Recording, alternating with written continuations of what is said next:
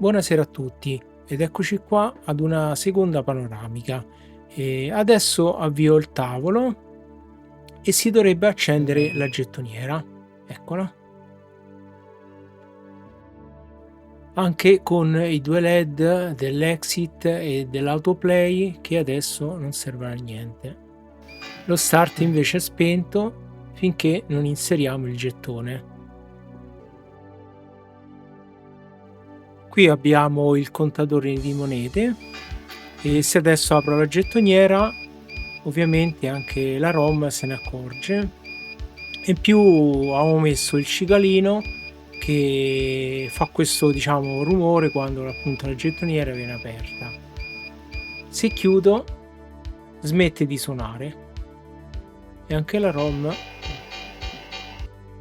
se ne accorge. Adesso metto il credito. Ok, lo start si accende. Credito inserito. E questo, essendo un tavolo con il plunger analogico, il LED del launch ball è spento.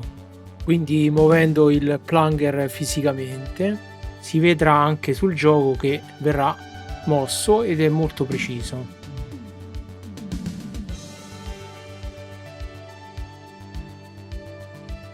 Premo quindi ora lo start. Welcome to town, stranger.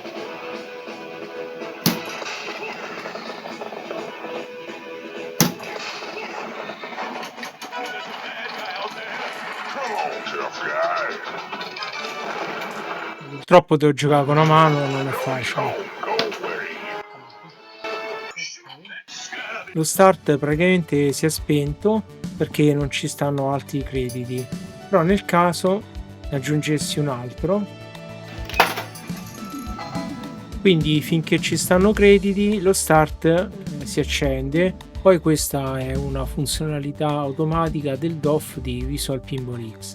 E se adesso premo start non dovrebbe fare niente perché sto già giocando con la pallina 2, però se tengo premuto posso riavviare la partita. Eppure questa è una funzionalità della ROM. Ok, ecco ho aperto la gettoniera, quindi il cicalino di nuovo suona. Questo invece è il contatore delle monete. Vediamo se da qui si vede bene. Ok, si è aggiornato a 39. Ok, cambiamo un attimo tavolo e andiamo su uno con il plunger digitale.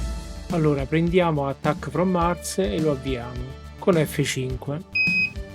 Nel mentre che si carica anche la gettoniera si accende.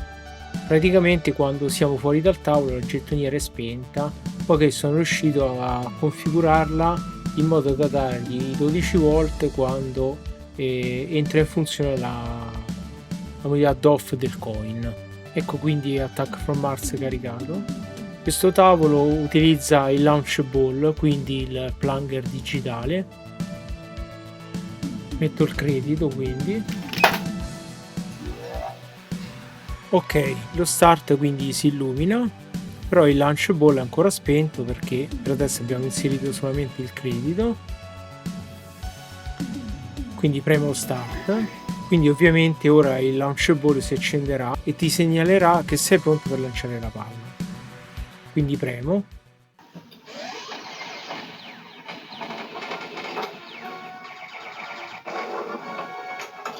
Ok, abbiamo il ball saver.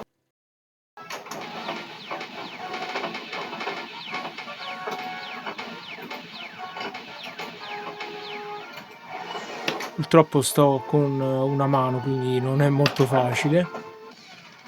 Ok, ora mostro un attimo il tilt e bob. Eccolo là. Spero che si vede un po'. Quindi proviamo un attimo a scuotere il tavolo. Ok, abbiamo due danger. Ovviamente con un'altra botta va in tilt. Purtroppo la spinta analogica ancora non l'ho configurata, Ok, una volta impostata si possono dare anche le spinte fisiche. Comunque dai, diciamo nel complesso sta funzionando tutto e ci siamo. Ci vediamo alla prossima, a presto.